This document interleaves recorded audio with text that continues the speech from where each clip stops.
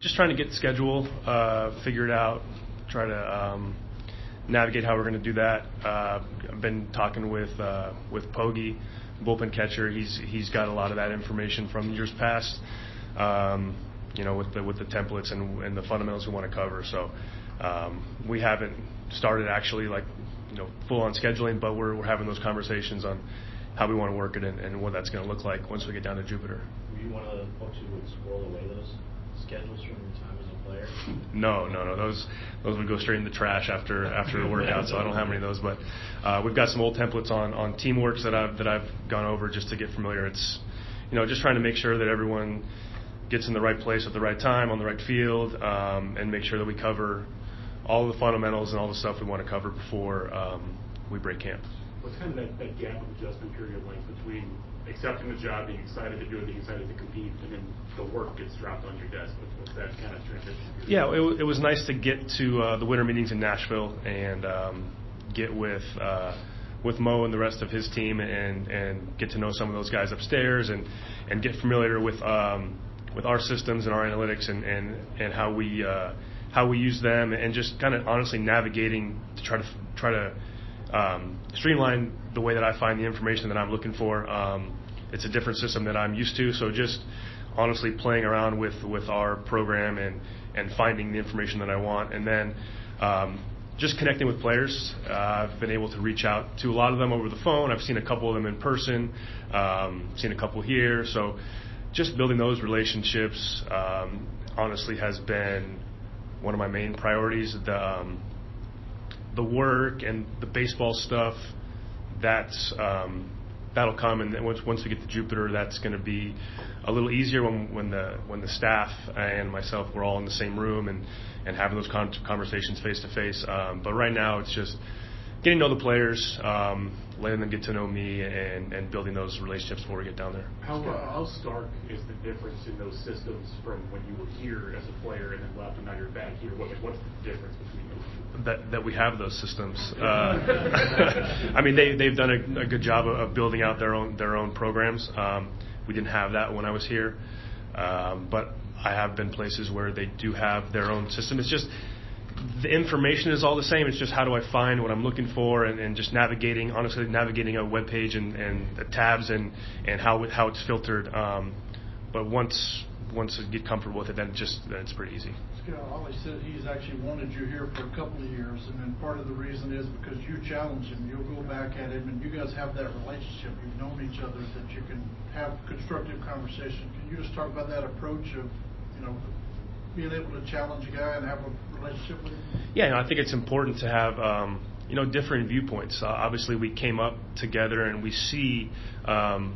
We know what winning baseball looks like. We know what good fundamental baseball looks like, but maybe through different perspectives. Obviously he's been coaching and managing a lot longer than I have. I played a lot of years in the big leagues, and it's going to be a good back and forth. I think we're going to be a good team. We might not always agree, but my job is going to be to present all scenarios, all different situations before the game, during the game.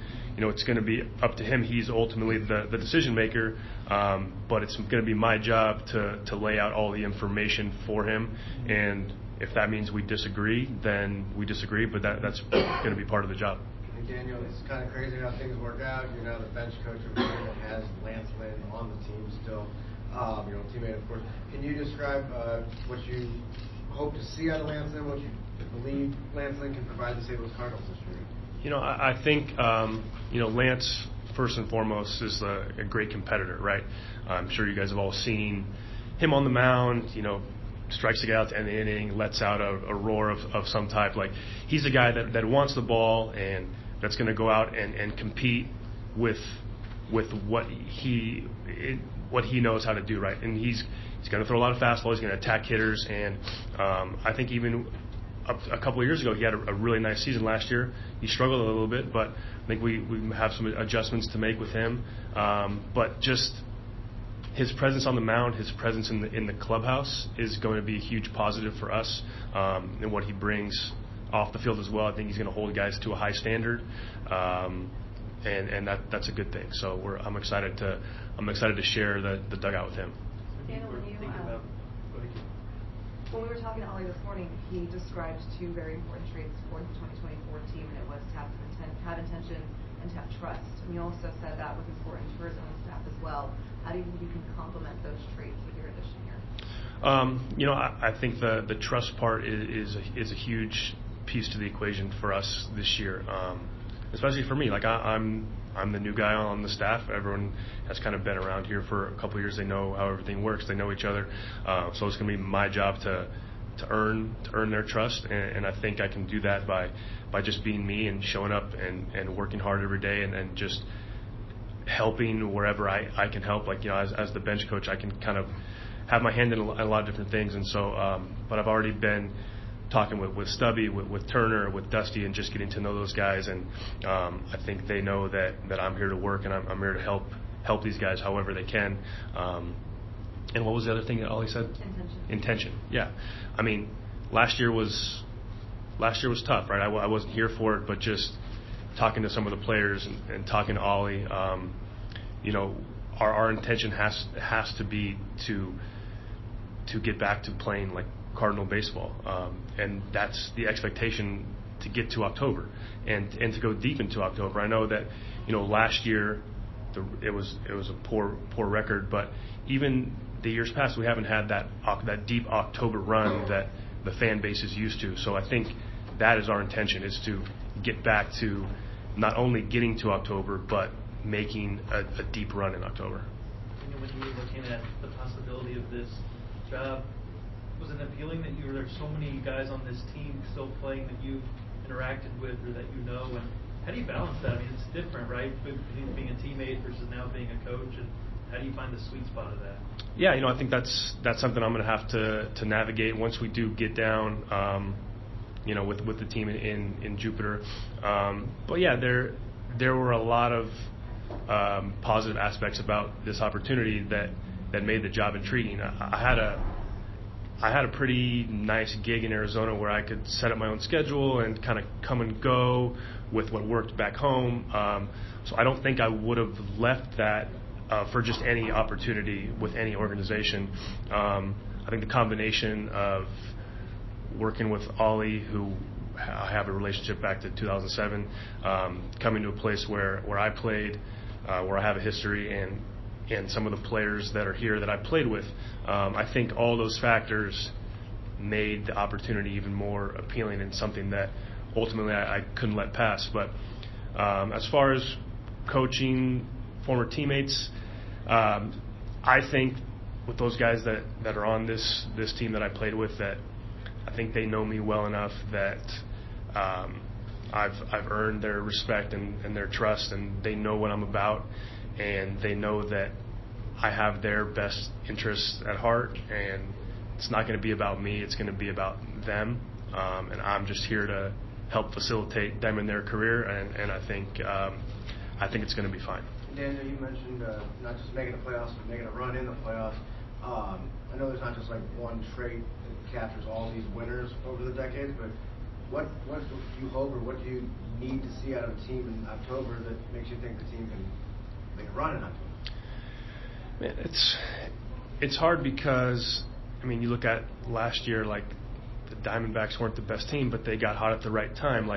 But you get battle tested during the season. You go through the ups and downs. You have some resiliency. You have guys that compete every day in the box, on the mound, in the field, and I think those are the traits. We want guys that go out there and compete, right, and that go out there with a plan and some intent and go out and execute. And I think those are the teams that, once you get into October, those are the guys that have success. It doesn't matter your record in the regular season, but if you have that mentality and those traits, like, those are the ones that carry through in October. And one guy that will be key in all this is, of course, Paul Goldschmidt. Can you share your thoughts and your knowledge about what makes him great and what makes you confident in his upcoming season? Yeah, I think Goldie, for a while there, was just like the most least talked about superstar in baseball. Obviously, he won MVP a couple seasons ago, and maybe some people took notice, but just a very humble superstar, a guy that sets the bar for a team and for organization. I mean, if he can run the bases the way that he does and bust it down the line to first base every time, then there's no reason that the rest of the team can't do it. And the way that he prepares and the way that he plays like that, I think he elevates the rest of the group around him. I think you look at a guy like that who has had all those accolades, and if he's doing those little things, I think you think to yourself as a player, well, if he's doing it, I should be able to do that too. So I think he's a guy that, even though he might not be the most vocal, he leads by example, and he elevates everyone else around him. Yeah, you talk about trust. Ali talked about trust. That kind of touches on clubhouse culture, for lack of a better word. No, it does. It's clubhouse culture. The group that you were part of here, when you think about the success that we've had, a lot of that was forged in the minors, where you guys developed together, won together, then got here together. How did you find creating a clubhouse culture when it wasn't a place where you grew up as a player? You also went to other places and had to kind of put it together with what was there. How's creating that trust when you don't have all those years of development together? Yeah, I think you go to a new place, you kind of take for granted the stuff that you had at your old spot. Like, you don't have those same relationships that you've cultivated in the minor leagues coming up together. But I think the thing that for me that worked in building those relationships and trust when I went other places was just honestly investing in my teammates and getting to know them and just talking with them, whether it was baseball or other stuff. Like, I think trust is built just through those conversations, and we used to hang out in the clubhouse after the game and maybe talk about the game for a little bit, and then it divulge into other stuff.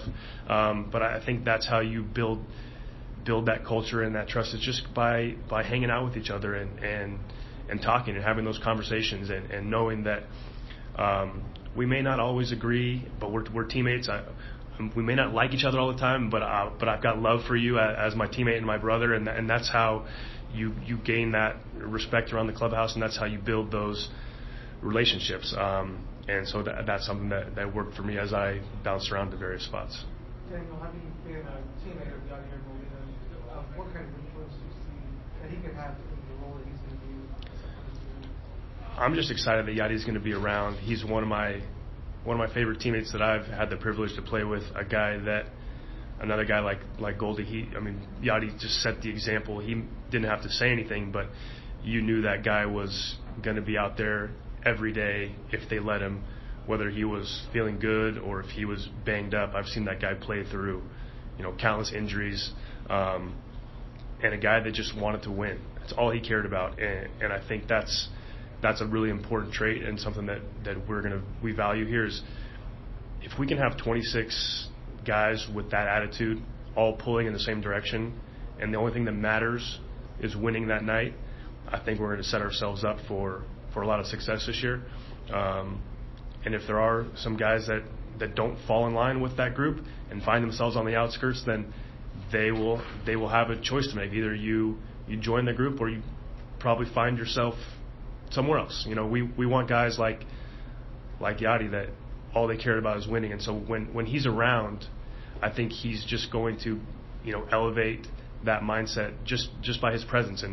And he's got so much good information for our catchers, how to for our pitchers, calling a game and game planning for opposing hitters. To any information and anything we can get out of Yadi this year is just going to help us. It's going to be positive. We've heard Ali put a lot of the blame for last season on himself. He was just in here before you. He's been known for his bluntness and his comments on basically everything. Do you see him turn that upon himself often? That's one of those things that sometimes if you see it going out one way but not coming back, it can come across as not authentic. But do you see him? I'm guessing you do. But do you see him turning that same want for that feedback upon himself? And have you had those conversations with him like that this offseason as he's tried to fix some things that got sideways last year? Yeah, I think after a season like we had last year, I think everyone has to kind of look in the mirror and take some responsibility. It's not all Ali, it's not all one guy, but as the manager, he's the one up here every day answering the questions, and he's the decision maker. And so I know he's He is very blunt and honest, as you said, and he's also very hard on himself. I remember him as a player being hard on himself. So if we have a tough day out there, I know he's going to look, inward and figure out what he could do better, and he's going to hold himself to a high standard. And I think we all need to hold ourselves to a high standard. And if you're not, then you're not helping us. I mean, we should have a certain level of expectation in this clubhouse, and a certain level of expectation for how we prepare and how we compete this year. In your experience, and you were with the Diamondbacks, you saw it happen, you played on teams, how important is spring training in kind of setting that culture? It seems like we've heard, just last night, for example, the 04 team was talking about how their great season started at spring training. They all kind of came together. How important is that to cultivate a strong season? Well, I think this spring training's going to be really important for us. Everyone coming off of last year and the April that they had, I think we're eager to get off to a hot start. I mean, not even I'm not from a wins-loss record, but just by playing good baseball, right? We got to come out of the gate ready to go, ready to compete. So that means that we show up to spring training, guys are healthy, guys are ready to get after it and ready to work, and we got to reestablish some fundamentals, establish the way that we want to play and establish our identity. And we can sit up here and talk about all we want, but that's going to be on our staff and on those guys in the clubhouse to accept that challenge, and some guys to take that lead and set the tone for opening day. Listening to you talk about building that group of 26 guys that are all kind of pulling in the same direction. When you had conversations with Ollie about how last year went, did you get a sense that it's maybe been an issue at times, and that was the thing that you all were sort of trying to get back to this year compared to last year? No, I wouldn't say that, but I would just say that on the teams that I played on that were the most successful, that either won the division, made the playoffs, whatever it was, that it was a group of 25, 26 guys that were all pulling in the same direction, and on a night in, night out basis, that's all that mattered, was winning. And I've always said that if that was your mindset every night, and you didn't know your numbers, you didn't look up at the scoreboard, and all that mattered was, all right, how can we win the game tonight? My at bat here, what is the scoreboard, what does the situation call for? You go out and do it, think big part of the field most of the time, line drives and stuff. That at the end of the year, your numbers will probably be there, and if you have a talented roster, then the wins and losses will be where you want them to be. So if we can get guys pulling in that direction with that mindset where, hey, it might not be me tonight, I might not be the one to come through, but we won the game, great. I was able to make a play on defense even though I didn't get any hits at the plate. But tomorrow might be different. Tomorrow, same thing. All we got to do is win. Those add up. That's how you win series. That's how you have a winning month, and ultimately you be in the playoffs in October. Get a rougher year like last year for a lot of these guys are back. It's some additions on the pitching side, but a lot of it's the same core of the roster. But can simply just a rougher season and experiencing that kind of force guys to rededicate themselves to these principles and realize how important they actually are? Yeah, I think that's fair. I think that maybe you were here for a couple of years, you get the playoffs a couple of times, and we just do this every year, and then all of a sudden, you kind of get kicked in the teeth like that, and you're basically selling at the deadline, and what are you really playing for in the second half? So I think it's kind of a wake-up call for everybody. Whether you have 1 year or 10 years, and all-star or no all-star, there's some things that maybe we have to work on, and maybe it lights a fire, and maybe it just refocuses you a little bit, and maybe you just don't want to have that feeling again of losing. That would be enough for me. I don't want to lose games. I don't want to be on a losing team. So I think just from the guys that I've talked to, I think that last year was a wake-up call, and guys are going to be ready to go and ready to not experience that again.